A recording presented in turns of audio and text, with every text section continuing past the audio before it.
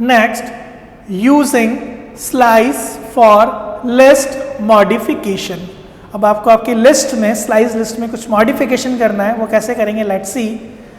You can use slice to overwrite one or more list elements with one or more other elements. आपने लिखा L is equals to 1, 2, 3. Here, indexing value of 0 is 1, indexing value of 1 is 2, and indexing value 2 is 3.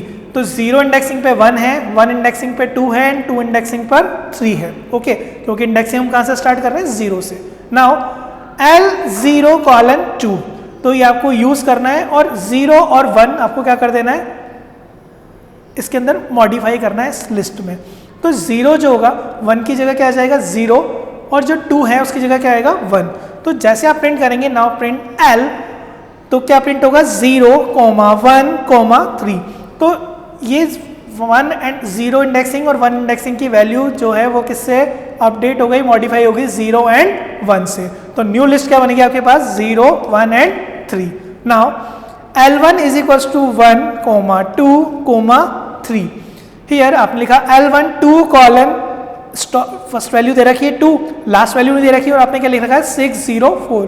तो here 0, 1, 2, तो starting value क्या होगी आपकी 2। तो 2 के just बाद में क्या कर देगा ये 6, 0, 4 को प्रिंट कर देगा इस तरह से 1, 2, 3, 6, 0 and 4। But here 6, 0, 4 are a character value, ठीक है, इंटीजर नंबर नहीं है, कैरेक्टर वैल्यू है। तो अगर आपने लास्ट वैल्यू नहीं दी है, तो जहां आपकी एंडिंग हो रही है, मतलब ये 2 ही है इसके अंदर वैल्यू, और आपने यहाँ क्या बोला है कि जस्ट 2 के बाद से क्या हो जाए, मेरी वैल्यू स्टोर हो जाए। तो इस तरह से आपकी वैल्यू क्या हो जाएगी, स्टोर हो जाएगी। Now next is working with list. हम क्या करेंगे, लिस्ट के साथ में वर्क करेंगे। Appending element of the list. Append मतलब होता है उसके अंदर कोई भी वैल्यू इंसर्ट करना। अब लिस्ट में हम क्या करेंगे, कोई वैल्यू इंसर्ट करेंगे। You can also add item to an existing sequence. The append method adds a single item to the end of the list. Yes, student, अगर आपको कोई भी वैल्यू अपेंड करनी है, इंसर्ट करनी है, तो आप यूज करेंगे अपेंड फंक्शन। तो अपेंड फंक्शन के थ्रू आप लिस्ट के लास्ट में कोई भी एक सिंगल वैल्यू ऐड कर सकते हैं। Now let's see an example. It is syntax of append function. First of all L dot append और item. List 1 is equal to 10, 12 and 14। तो लिस्ट 1 जो है उसकी वैल्यू क्या है, उस लिस्ट की वैल्यू है 10, 12 एंड 14।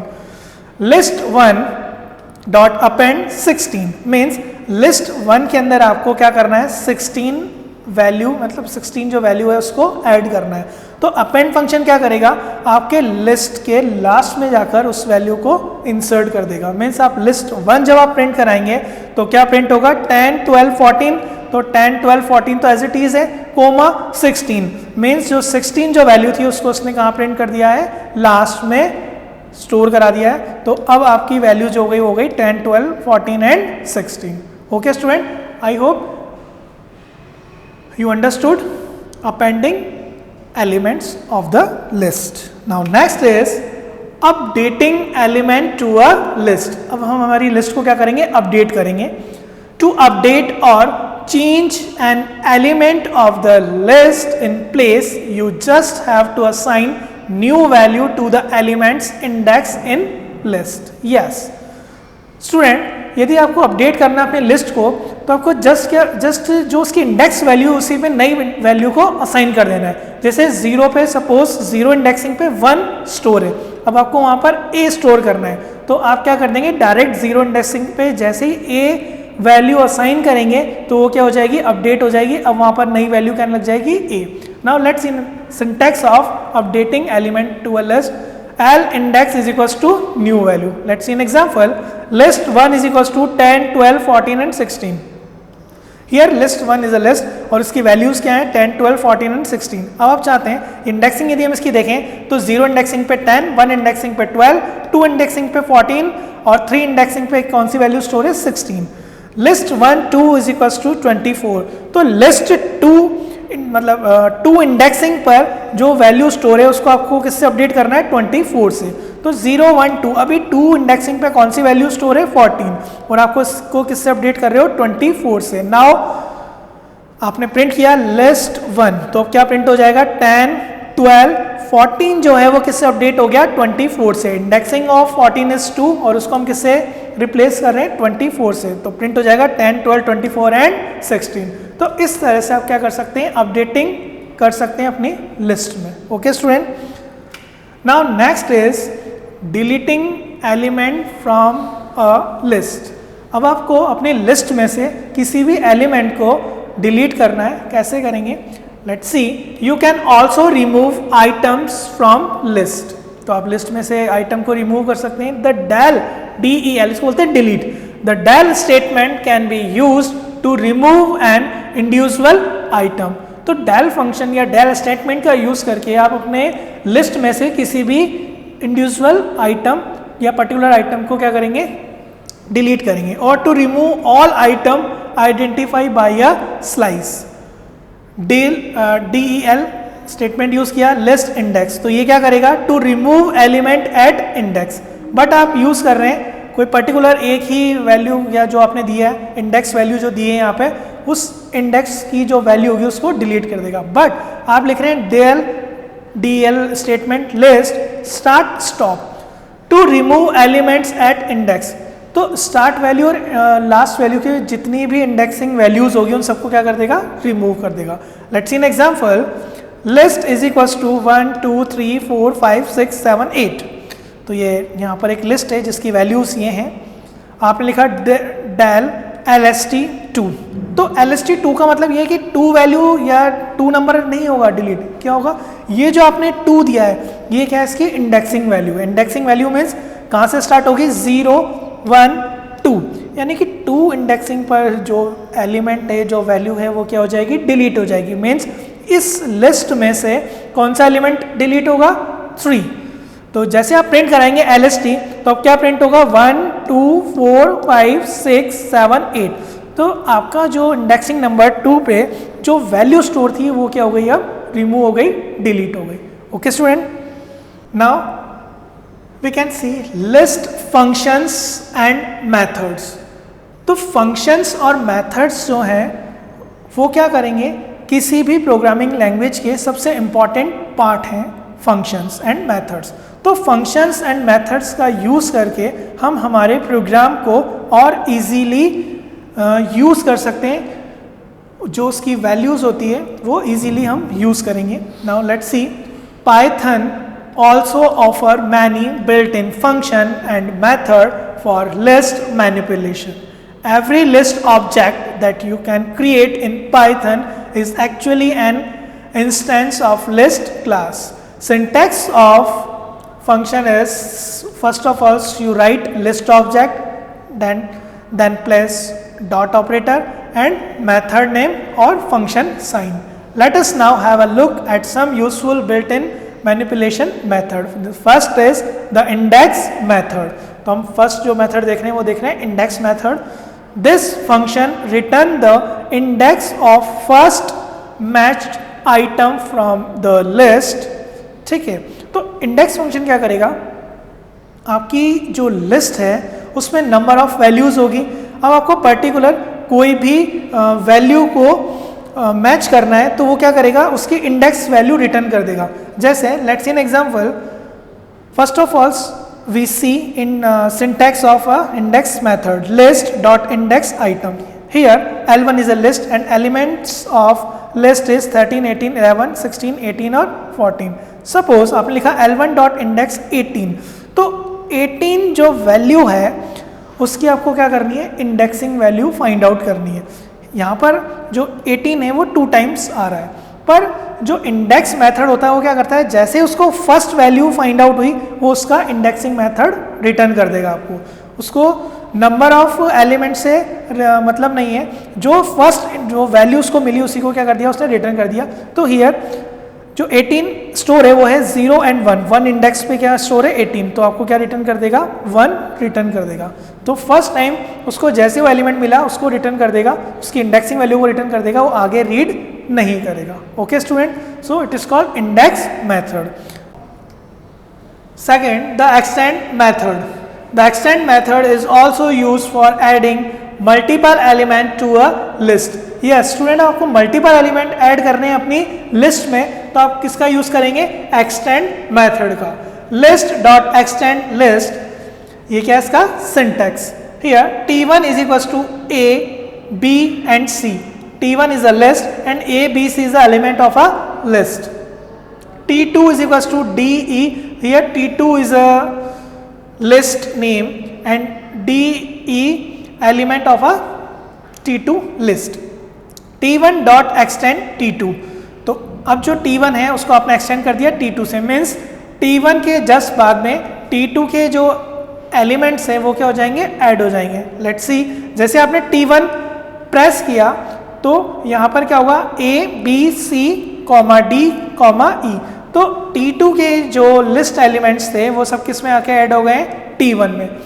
और जैसे आप T2 को प्रिंट कराएंगे तो D एंड E, तो list T2 remains unchanged. T2 में कोई चेंजेस नहीं हुआ, चेंजेस किस में हुआ है? T1 में. तो T1 की वैल्यूज के जस्ट लास्ट में किसकी वैल्यू ऐड हो गई है?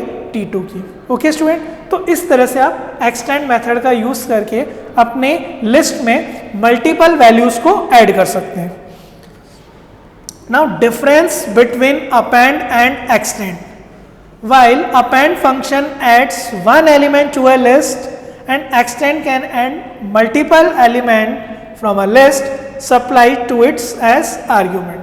तो append function के थ्रू तो आप ओनली सिंगल वैल्यूज को ही ऐड कर सकते हैं अपनी लिस्ट में, जबकि एक्सटेंड फंक्शन के थ्रू आप नंबर ऑफ वैल्यूज को यूज कर ऐड कर सकते हैं अपनी लिस्ट में.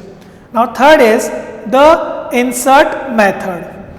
If you want to insert an element somewhere in between or any position of your choice, both append and extend are of no use. For such a requirement, insert is used. Yes, student. अभी हमने जो append and extend function देखे, उसमें जब हम element use कर रहे थे तो कहाँ पर उसमें हम एलिमेंट ऐड कर रहे थे तो वो कहाँ ऐड हो रहे थे? लास्ट में, लिस्ट के लास्ट में जाके. बट हमें रिक्वायरमेंट है कि हमें जो एलिमेंट यूज करने या ऐड करने हैं वो कहाँ ऐड करने हैं? मिड में ऐड करने हैं, एलिमेंट के बीच में ऐड करने हैं. तो उसके लिए आप इंसर्ट फंक्शन को यूज करेंगे. The syntax of insert function is list dot insert pop and item. Now tag to argument and return no value. Argument लेगा पर कोई वैल्यू रिटर्न नहीं करेगा. Let's see an example. T1 is equals to AEU. तो T1 is a list name और AEUs की क्या है? वैल्यूज है जो T1 में स्टोर है, T1 लिस्ट में. आपने लिखा T1 dot insert two I. तो here 2 is a index position और I इज अ वैल्यू जो आपको ऐड करनी है. तो देखो 0, 1, 2. तो अभी 2 पे क्या है? U. तो अब 2 में क्या आ जाएगा? 2 इंडेक्सिंग पे I आ जाएगा और जो U होगा वो आगे शिफ्ट हो जाएगा. तो जैसे आप प्रिंट कराएंगे T1 की वैल्यू तो क्या प्रिंट होगा? A, E, I and U. Okay student, तो इस तरह से आपने क्या किया है? इंसर्ट किया है बीच में अपनी वैल्यू को. पर जो ये फर्स्ट वैल्यू है ये तो क्या है? इंडेक्सिंग वैल्यू है और उसके बाद जो आपने सेकेंड जो लिखा हुआ है वो क्या है? उसकी आर्ग्यूमेंट वैल्यू है. Okay, now next is the pop method. The pop is used to remove the item from the list. तो pop method का यूज करके आप अपने लिस्ट में से किसी भी वैल्यू को डिलीट कर सकते हैं. Now let's in syntax list dot pop index. Take one optional argument and return a value the item being deleted. तो ये क्या करेगा? एक आर्ग्यूमेंट लेगा, ऑप्शनल है, और आपको वैल्यू भी रिटर्न करेगा कि वैल्यू डिलीट हो गई है. Let's see an example. T1, तो T1 की वैल्यू है K, A, E and I. तो T1 इज अ लिस्ट और उसकी वैल्यूज क्या है? K, A, E and I. आपने लिखा ELE1 is equals to T1 dot pop 0 and ELE1 K. तो T1 जो लिस्ट है उसकी 0 इंडेक्सिंग पे जो वैल्यू है वो आपने क्या कर दिया? डिलीट कर दिया. तो 0 इंडेक्सिंग पे क्या है अभी? K. तो आप जैसे ELE1 प्रिंट कराएंगे तो जो वैल्यू डिलीट हुई है वो वैल्यू क्या हो जाएगी? प्रिंट हो जाएगी. तो जैसे आपने ELE1 प्रिंट कराया तो क्या प्रिंट कर दिया इसने K, जो वैल्यू डिलीट हुई है। अगर आप वैल्यू ऑफ T1 प्रिंट कराएंगे तो वो क्या प्रिंट कर देगा AEI, क्योंकि जो K वैल्यू है वो क्या हो गई, डिलीट हो गई। ओके स्टूडेंट, तो इस तरह से पॉप मेथड का यूज़ करके आप किसी भी इंडेक्सिंग वैल्यू को डिलीट कराएंगे। Now next is the remove method. The remove method removes the first occurrence of given item from the list. The syntax of remove method is list, remove and value. For example, T1 is equals to AEIPQA. T1 dot remove A. T1 तो क्या remove कर देगा, जहाँ उसको अब suppose number of list, जो आपकी list है उसमें नंबर ऑफ ए जो है मल्टीपल टाइम्स है, ए यहाँ भी है और ये यहाँ भी है, पर रिमूव मेथड क्या करेगा, जैसे उसको फर्स्ट मैच मिलेगा उसको रिमूव कर देगा और बाकी को प्रिंट कराएगा। तो जैसे इसको ए मिला, इसने इस ए को रिमूव कर दिया और आपको मैसेज दे दिया, जैसे आपने T1 प्रिंट कराया तो क्या प्रिंट हो जाएगा EIPQA। तो रिमूव मेथड क्या करेगा, जैसे आपने ए रिमूव करा तो जितने ए हैं उन सबको रिमूव नहीं करेगा, ओनली किसको रिमूव करेगा, जैसे उसको फर्स्ट एलिमेंट या फर्स्ट वैल्यू मिली उसको रिमूव कर देगा।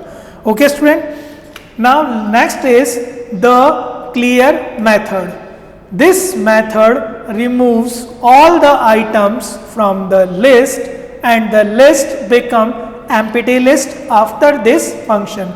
The function returns nothing. तो फंक्शन कोई वैल्यू रिटर्न नहीं करेगा, पूरी जो भी वैल्यूज होगी उस पूरी वैल्यूज को, उस लिस्ट की पूरी वैल्यूज को डिलीट कर देगा।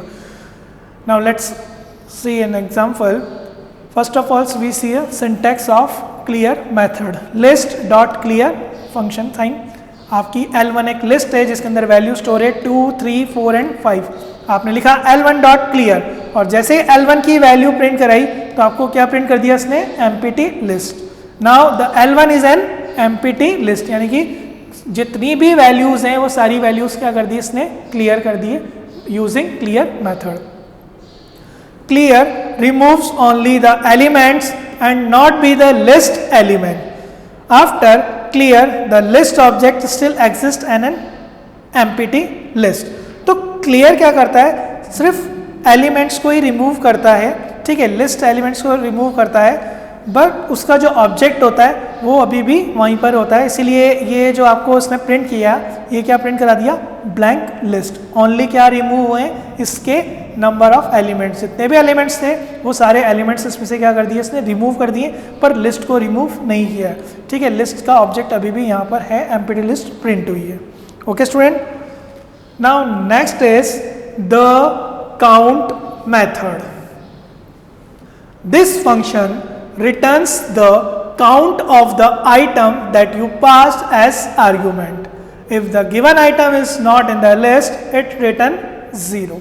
Yes, तो काउंट मेथड क्या करेगा, पर्टिकुलर आपके लिस्ट में अगर आपको कोई नंबर काउंट करने कि सपोज मैंने एक लिस्ट बनाई है जिसमें मल्टीपल्स नंबर हैं और मुझे ये फाइंड आउट करना है कि इसमें 2 कितने टाइम आया है, तो वो 2 की वैल्यूज आपको काउंट करके रिटर्न कर देगा। और सपोज आपको जो वैल्यू काउंट करवानी है कि ये कितनी टाइम आ रहा है इसके अंदर, और सपोज वो उसमें नहीं है, तो क्या रिटर्न कर देगा, 0।